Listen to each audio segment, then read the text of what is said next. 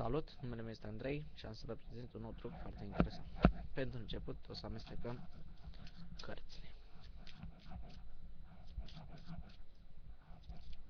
Pardon. Să spunem că sunt destul de amestecate. Da. Acum o să rugăm pe cineva să își aleagă o carte. Să zicem că aceasta. O punem jos, tăiem pachetul și o să rugăm să-și așeze cartea aici. Și acum o să facem pachetele de cărți. Nu contează câte punem.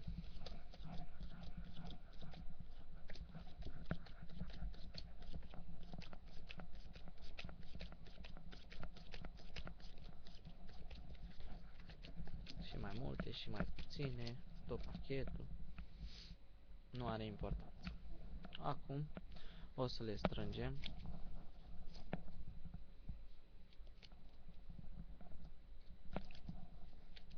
și o să încerc să ghicesc cartea. Și cartea dumneavoastră este P-A-T-R-U D-E-T-R-E-F-L-A.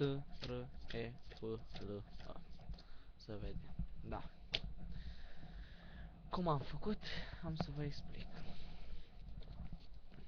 Deci, pentru început o să amestecați cărți. Trebuie să fiți foarte atenți la ultima carte, adică la cartea cheie. Să zicem că a picat asul de inimă neagră, da? O să rugați pe cineva să-și aleagă o carte, să spunem că și-a ales 12 de rom, da? În acest timp tăiați pachetul odată și 12 de romb îl așezați aici, iar pachetul cu cartea cheie îl așezați peste. Acum o să faceți pachetele până când o să ajungeți la asul de inimă neagră.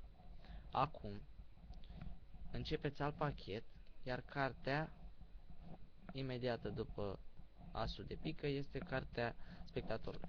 Faceți pachetul mai mic și acum începeți și numărați în el.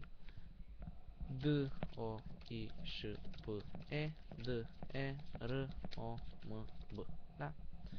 Acum adunați cărțile și aveți grijă ca pachetul unde se află cartea aleasă de spectator să pice penultimul și primul, cel pe care l-ați numărat.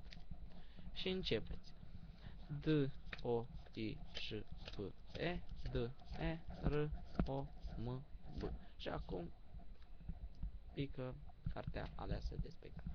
Este un truc foarte simplu, doar să fiți foarte atenți la pachetele când le adunați și când le puneți jos. Asta este tot. Dați și voi like, subscribe, ce vreți voi.